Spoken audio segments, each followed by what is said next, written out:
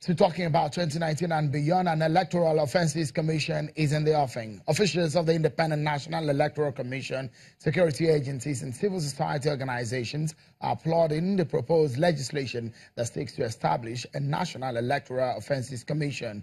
Appearing at a public hearing on the bill organized by the Senate, they described the legislation as long overdue and a necessary step in the drive towards eliminating the impunity and violence that often undermine elections in Nigeria.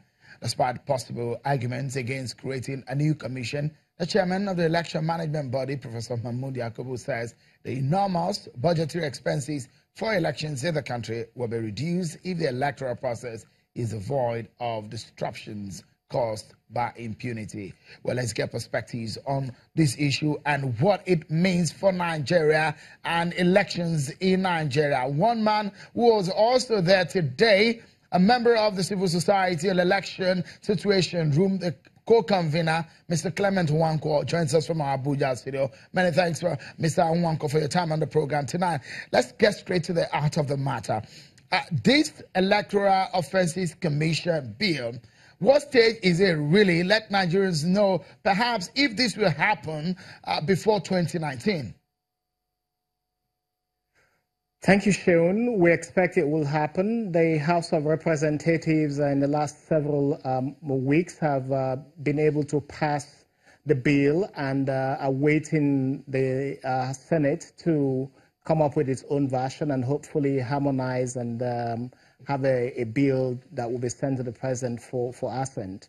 As you clearly state, this is a bill that has been in the works for several years now. The Election Reform Committee, headed by former Chief Justice Mohammed Lawal Uwais, as part of the recommendations of that committee, following from the disaster that the 2007 elections was, recommended both the creation of an Electoral Offences Tribunal and an Electoral Offences Commission. What is being taken forward at this time is the Electoral Offences Commission, which we all hope would deal with the impunity that we see in the electoral system, where several stakeholders, candidates, political parties, even voters join in abusing the electoral process. And our hope is that this bill would go to success at this time.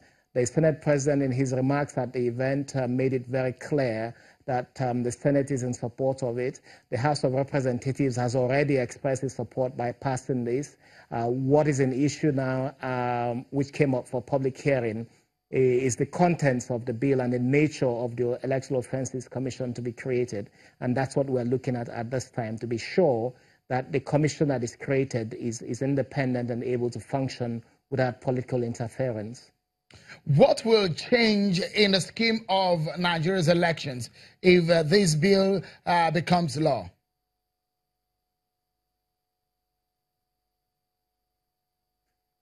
I think I missed the point about that, but I think that we anticipate that this bill will become law.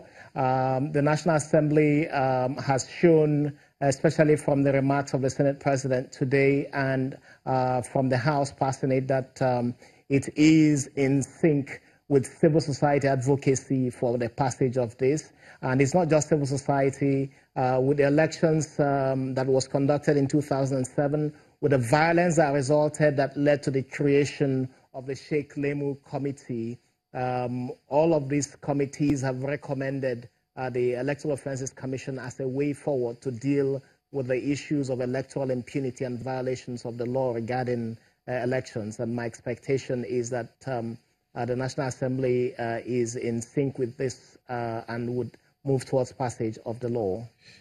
We have a pretty short time on for this conversation, so I'd like to take you on a lot of questions. So I'd like you to help punch some of these responses as fast as you can. Reading through this bill, I discover that there will be 16 judges in the tribunal, which is at the level of a high court. So who appoints these judges and where are they going to come from? Well, I think it depends on the version of the bill you're reading, the Senate or the House. The big concern with the Senate version is that it has 10 members 17 members suggested for membership. About 11 of those members are ex-officio members representing the police, the SSS, the National Intelligence Agency, and different organs of government, which we feel does not make the commission to be independent. If we follow the pattern of nomination and membership of INEC, it is quite clear that this is the way the commission needs to go, to be constituted in the same way as is constitutionally provided for the creation of INEC, excluding ex-official members. We don't need government departments or agencies represented in the commission, because then they are subject to manipulation by government in power against their opponents. So we would like an independent commission constituted of individuals and persons with proven integrity who will go in there and be able to do the work of the commission in an unbiased and non-partisan manner.